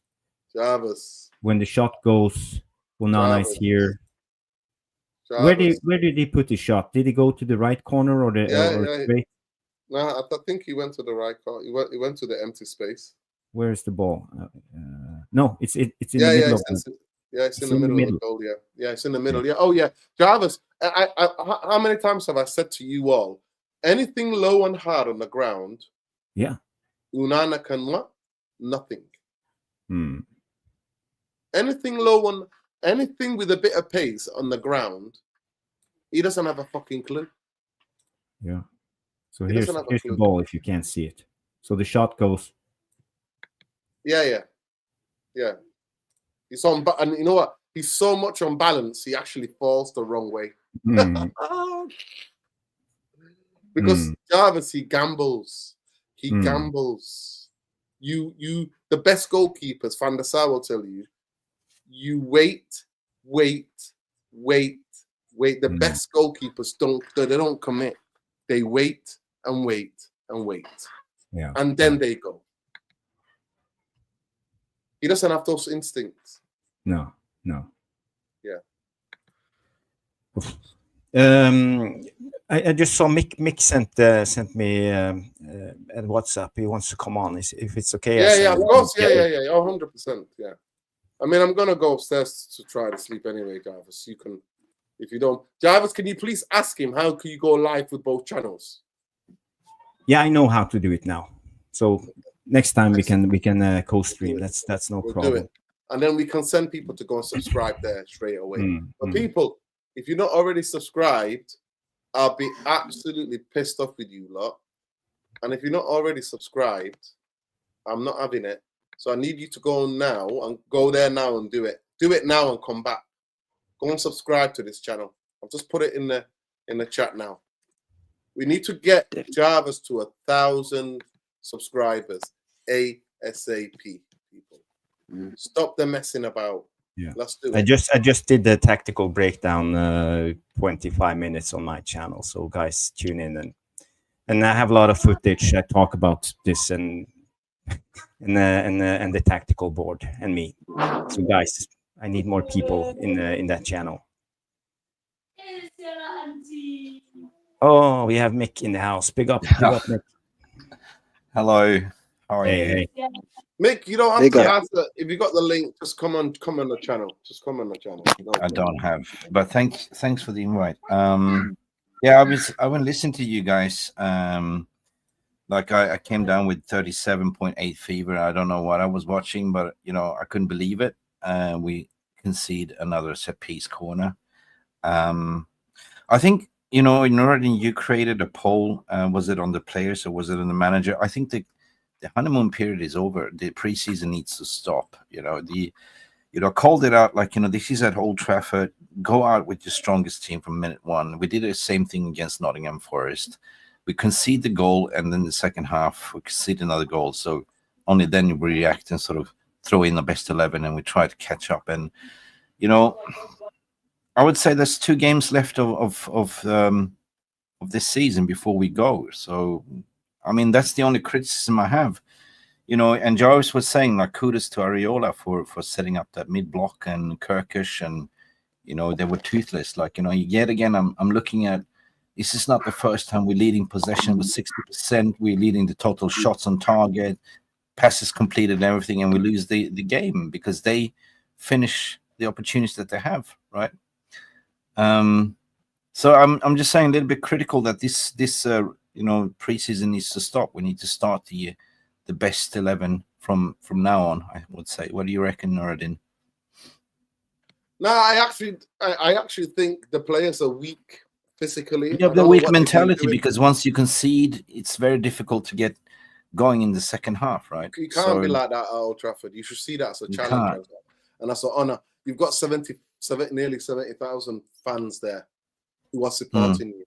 You've got around 70,000 fans. It looked like they already were thinking about the Christmas shopping, what they're going to buy for the kids and the wives. You know what I mean? And thanks for spoiling the Christmas, lads. You know what I mean? It's not coincidental that it happened twice, and it happened against the same manager, because the way he sets his teams out, they know exactly what they were doing. I genuinely was worried. I didn't have time. I was out working. I didn't have time to do a match preview, and when I came back, I got ill, and but I was really worried, really fucking worried about this game. Really? Yeah, I did a morning video, and it's a warning. Watch out for Bournemouth because they do play the same home and away. We know what we're going to get. That's the bogey team. But I just want to pick up what you guys said earlier, like, the 3-4-3 system requires wingbacks. And today, when I saw the lineup, Malacia, Dalot, they're not wingbacks. They're proper old school fullbacks, I would say, at most, at better. Like, instantly, we didn't have any attack going forward. I also say that we need a striker. We need a striker. Xerxes is not a number 9. Where was Xerxes? Nowhere to be found in the box. He's dropping down deep. You're throwing in a cold Rasmus Højlund. That, we need at least to go in the January window, get us Milos Kerkez, in my opinion. His contract is expiring in the summer. Good. Yeah, he's awesome. I would say he's really good. He pocketed Amad Diallo, nowhere to be seen today. Premier League proven. And we need to go and get a Gyökeres 100% for 60 million cup price. Yeah. But I don't think he's a win back either, Nick. I really don't think he's a win back either. Specialist. We need a specialized people who have got level of fitness and who can go up and down that line. I don't know. I've not watched enough of him, maybe. And I've started watching Al Nouri comps, and defensively he's suspect as well. Going forward, he's great. So the only guy that I can see that would be great in this system, and he's also Portuguese, place of Paris Saint-Germain. Yeah, that guy. He's the only one. He's the only one I think who can fucking do a job out of everything that I watch. Are you talking about Theo Hernandez? No, Paris no, Saint-Germain, the Portuguese left back. What's his name? Nunes. Yeah. Nunes Mendes. Oh, Nuno Mendes. Yeah, okay. Because I always thought that Theo Hernandez would be perfect, but he will be way too expensive. But Jarvis, I'm sorry, but I genuinely do not want anybody from Serie A. That league is suspect. Yeah. I'm sorry. They play the slowest football you've ever seen anywhere. It's out of the top leagues. It's the slowest league in the world. And I see McTominay nutmegging people and playing through balls, Jarvis. Yeah. Yeah, he's Did you see it, Jarvis? doing bits over there. Yeah, I've seen it. I have a question for you guys. A lot about the league. Yeah. I have a question. I mean, since we started playing Ahmad as number 10, do you think he's wasted that role? Because we got the best out of Ahmad when he was playing right wing back. No, I think he's better, but he has to learn how to come in the pockets. I think he needs to know that. But a midfield is not set. Today we play two guys. Kobe, the number 10s need to drop and they need to interchange at times and they need to move players around. But for that, you have to have stable midfield to get the best out, and they need to get the ball again and again. You see how they play it with Sporting Lisbon. The two number 10s are on the ball, constantly on the spin, on the turn. You know what I mean? The team's squeezed. The wing back is on the outside. The midfielders are on the inside. The striker shows for the ball, gives him the angle to pass the ball. You know what I mean? There are all these different type of movements and rhythms, and we haven't got that. But I think he's our best player there. I personally think Kobe and him should be given try the number 10. I swear to God, I really think that. I think Kobe really struggled today. Yeah, by his take-ons, he should be doing that more up the pitch as a number 10. And I would have dropped Bruno right down today. I personally would have. Because at times he was leaving Ugarte alone anyway. Yeah, Ugarte was brilliant until he got the yellow card and he got subbed out. But, that's why I said kudos to Areola for setting up that mid-block, because they didn't give us much time in the middle. Honest to God, they didn't have much of possession. They were sitting back. They got 1-0. They were just sitting back. No, they set the traps. They're very good at setting traps. Yeah. And we walked into them. Literally gave it to them. The worst thing you can do with Bournemouth team is lose the ball in the halfway line. They've got athletes. Yes, they've got athletes. And they're going to switch the play. They're going to overload you on one side. And everybody knows the rhythm. It's like this. It's like they all know where they are positioned, where to go. It's like that, honestly. It's like bang, bang, bang, bang, bang. It's like their rhythm is so good. It's just so well coached. It's unbelievable. And some of their players look like amazing. But it's the system and it's the coach.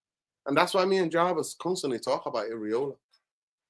Because he knows. Good coach. He gives his team solid base. Good. I think he's one of the best in the world. I think he's one of the best coaches in the world. I saw his interview before the game. I saw a 30-minute YouTube compilation of Iraola doing training with the guys, how he stops, how he explains, how well he explains things, how he sets up tactical drills.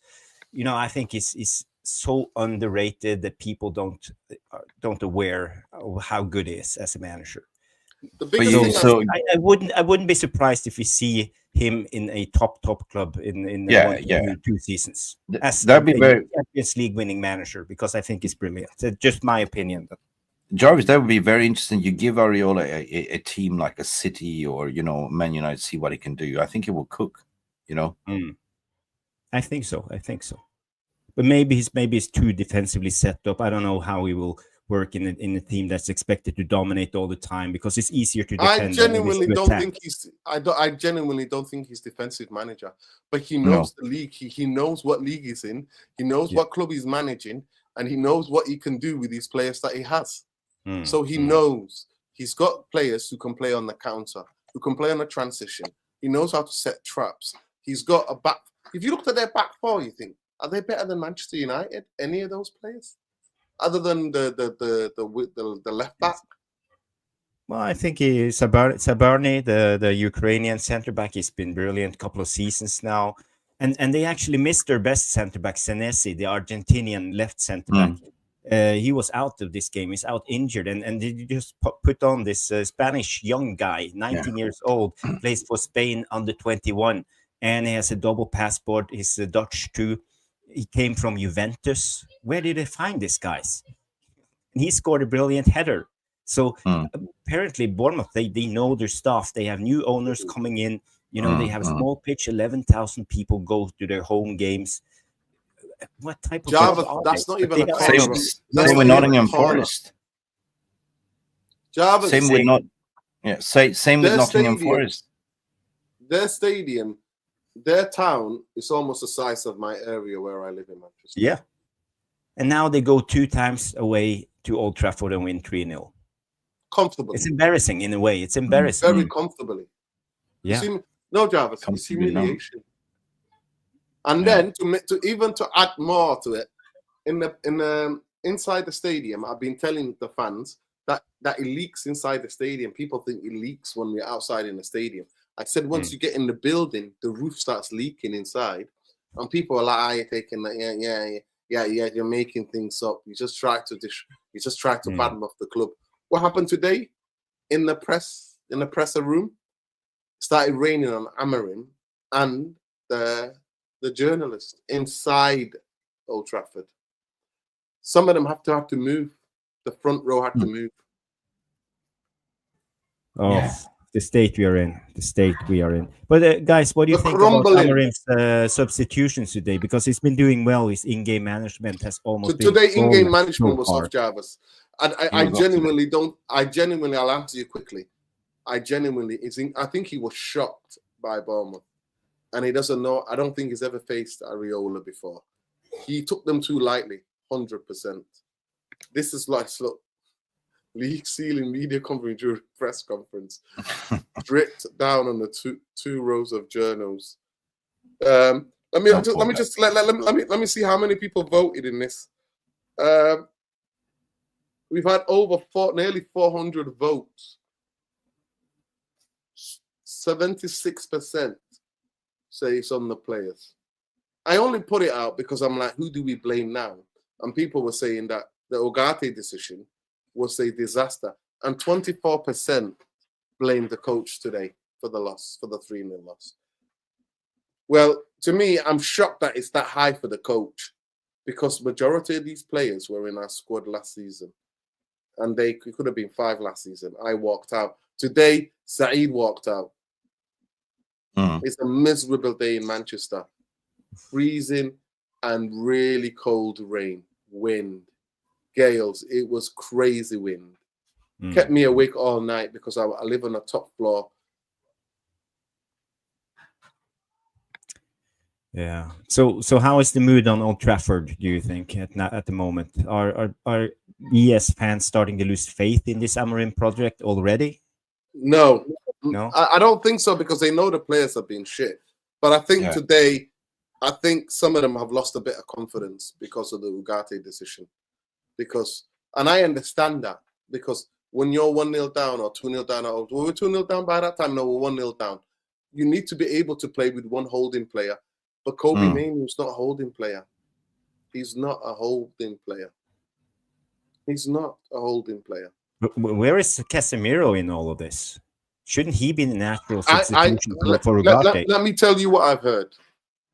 Casemiro is on purposely been sidelined, so him and his agent will try to get a move in January. That's what I've been told through the grapevine. Yeah. And it's coming from the top. It's coming from Jim the Rat Ratcliffe. He wants the biggest wage earners to be done out of this football club. Mm. Oh, he's pushing hard, 100%. He's What did you think of the Ugarte, Nick? And then we'll go to oh, Leicester. Ugarte is excellent. I think Ugarte But the is substitution, how did you no, think I it didn't like affected the it. game? I thought that he took him up because he was on a yellow and not to burn him out. But I didn't like it, to be honest, to throw out and putting Garnacho in that position instead, or play Kobe as a holding. But you got to look at the root cause from the very first minute. The way we started the game, playing out from the back with Onana holding on the ball instead of kicking. Put the ball in action. And the balls that he put up to Xerxes, he couldn't even hold up the play whatsoever. It was just wasted opportunities. But I think he was caught in a trap because they set up the mid-block, so we couldn't play through the middle. So therefore, I think that Ugarte was so vital. He was like a shitster in there, right? As soon as we took him off, we lost that momentum. And I still look at it, what you said. I think that I'm going to be a little bit critical towards Ruben here today, because I said, against Nottingham Forest, you could have put in your strongest 11 from minute 1 at Old Trafford, secure 3 points. He did the same thing today. It didn't work, It did not work whatsoever.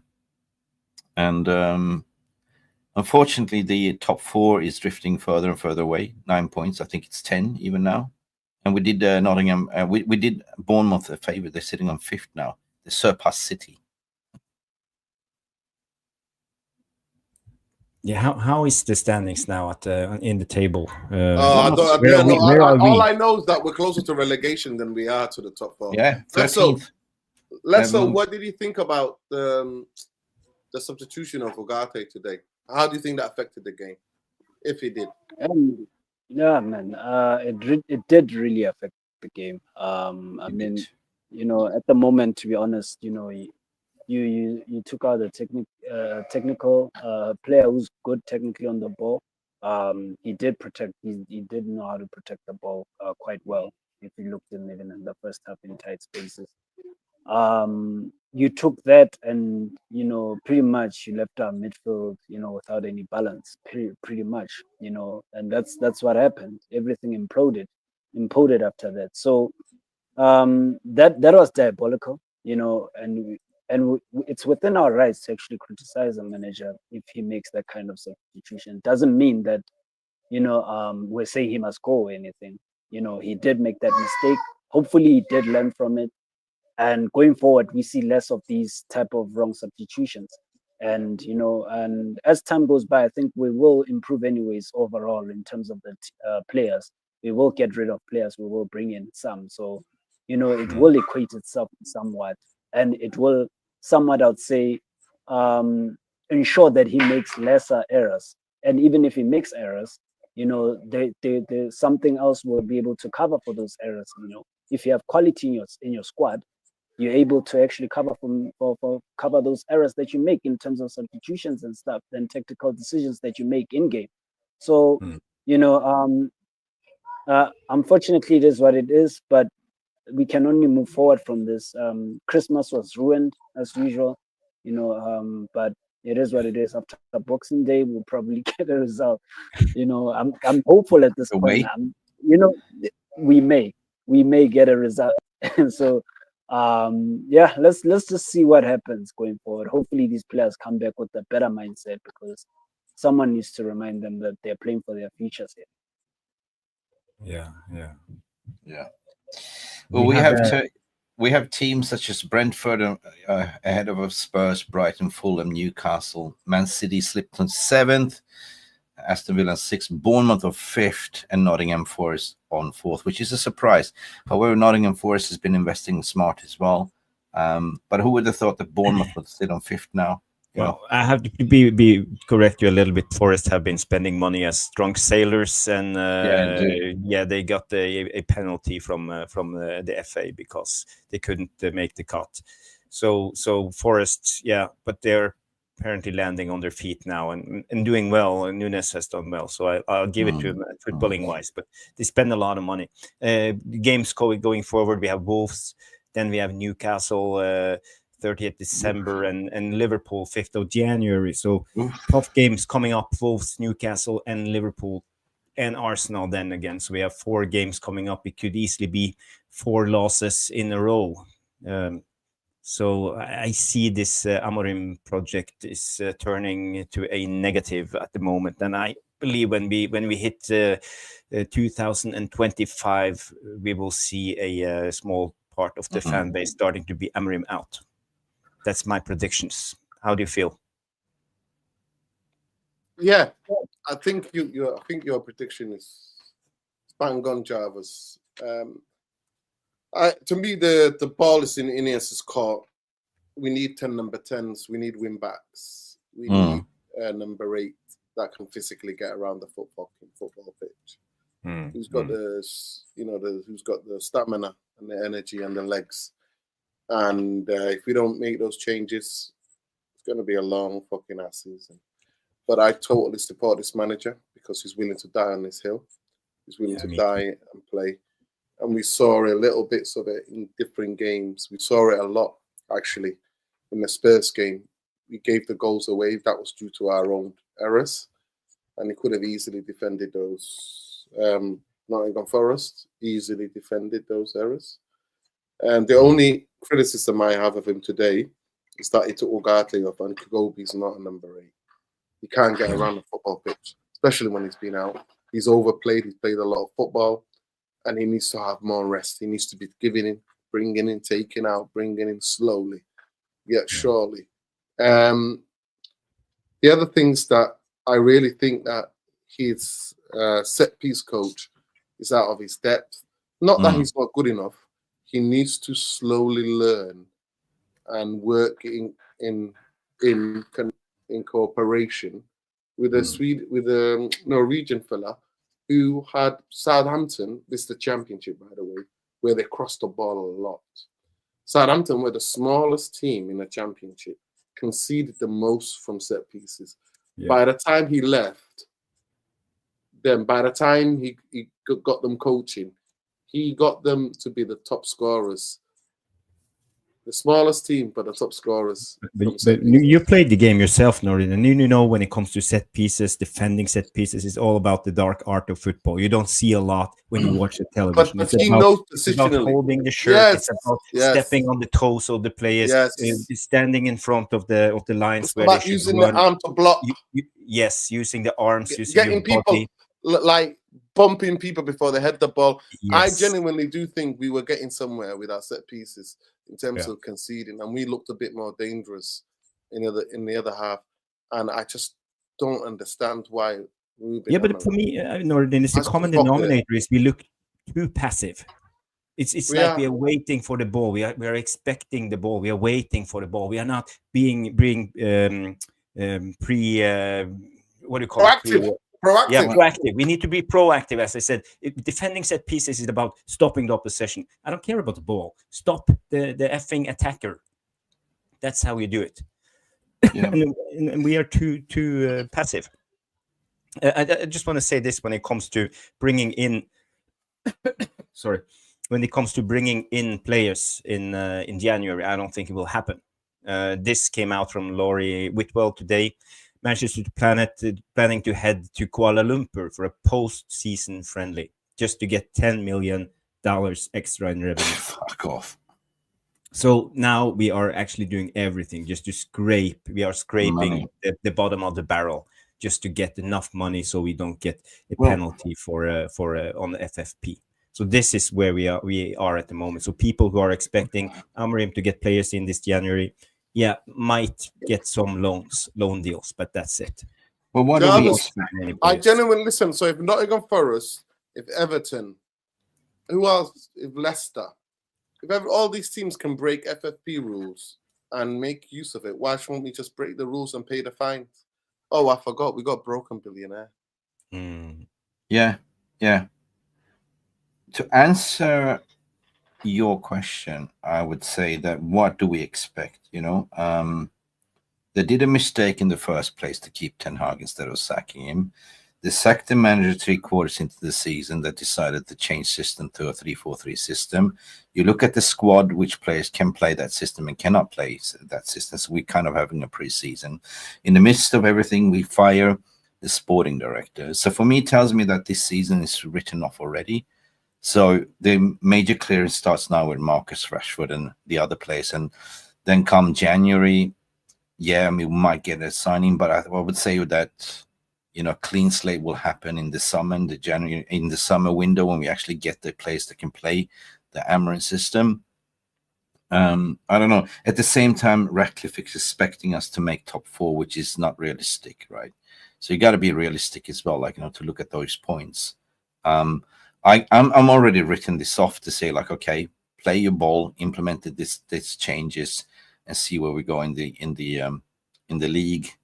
But the way it's looking now, what can we win? Potentially Europa League, FA Cup, but finish as high as you can in the Premier League. But summer will be the one when you actually get a proper pre-season, you know, spend a little bit of money on the players that can play the 3-4-3 system. But right now you're looking at the wing backs. We don't have proper wing backs, which is a crucial part of the 3-4-3 system. We don't have a potent striker that actually finished the dinner. And like if you look at Gyökeres, he knows Amarin system, so I will go all in for it for 60 million. And I don't expect anything actually more than just you know, what's been called out already with Rashford and get rid of Luke Shaw and the Deadwoods and Lindelofs and everything else. You know what I mean? Start fresh from there. People, I need you to go to that channel, click on that link, go and subscribe to Jarvis's channel. Tactical Devils. Tactical. We need to get him to 1,000 subscribers ASAP. Awesome. Yeah, as soon as possible. There's nothing more for me to say. I need to go back to bed.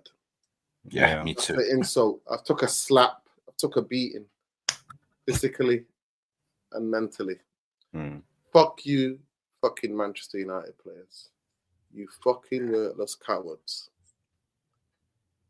You are an absolute disgrace to that shirt.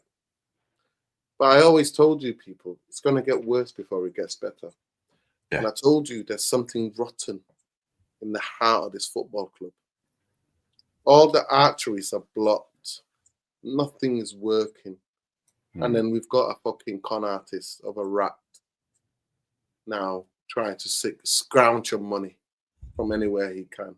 I told you all you lot, they were never fucking selling this football club.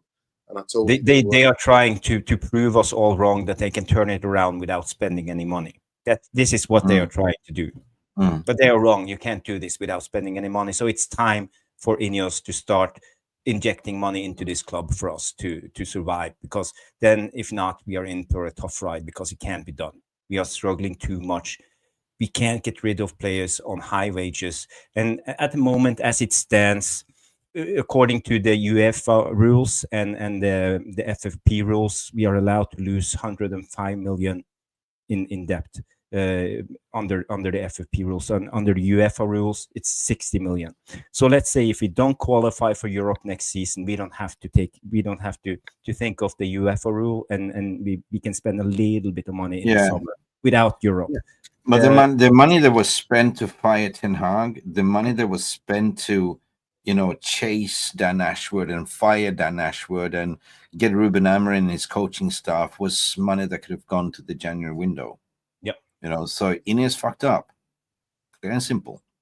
They did. And the 30 million they saved from sacking 250 people, they spent that sacking Ten Hag, which they should have sacked in the summer, and then getting rid of Dan Ashworth and everything else. So fuck fucking INEOS. Fuck the Glazers. You know what? And no Christmas party for the United staffers getting a fucking coupon. And the bonus. No bonus, just a coupon, which they're probably getting sponsorship for. Anyway, the sponsor's giving a coupon. We're a fucking embarrassment on the pitch, off the pitch, the building. Everything's falling apart, people. Things can only get better. My head is banging. Fuck fucking Zionism. Free Lebanon. Free fucking Palestine. Stop the Syria genocide. End the occupation. Free Syria. Free everywhere where people are oppressed. Ogaden, Tigray, Sudan, Congo, Haiti, everywhere where people are oppressed. Solidarity, whether domestically, locally, nationally, globally. And we stand with people regardless of their gender, their orientation. We see the humanity of everybody. Love's the answer. But at this moment in time, Manchester United not showing us any love. Merry Christmas to everybody. Yes. Happy holidays to you all. And love and light is the only fucking way. But yeah, fuck this football club. Let me just tell you quickly where the poll is. 401 three people have voted, 77% players, 23% the manager on today's game. So overwhelmingly, 3/4 of people can see what's going on, and the players who actually got stuffed last season by the same team and the same coach. Yeah. Merry Christmas to all my Christians, family, wherever you are in the world, and happy holidays to everybody else. Fuck the GCSEs too. But fuck fucking INEOS, Dodgy Dave, the quarter sexuals, right? And anybody else, and fuck the fucking Glazers. Players. Love, light, take care. Last thing, I'll just quickly post again to show to you. Please go do me a favor. Do us all a favor. He deserves it. Get this guy to fucking get him to 1,000K for the new Tactical Devils. And it's written on there, Tactical Devils. Big up, Jarvis. Jarvis will be on there, so please go and do it. Big up to Mick. Make sure you check out Man UFC Realist TV. Mick Thank you. Big up at Lesso, Black Rain, Lesso TV. And Big Mick up, Lesso. Yeah.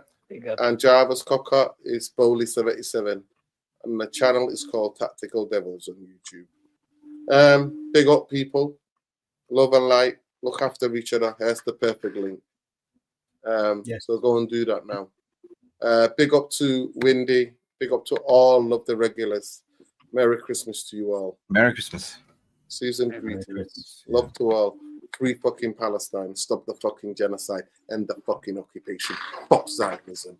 Fuck if you're down with it and any of your crew and anybody else. Fuck you too. Peace. And fuck fucking Manchester United players. Fucking worthless cowards.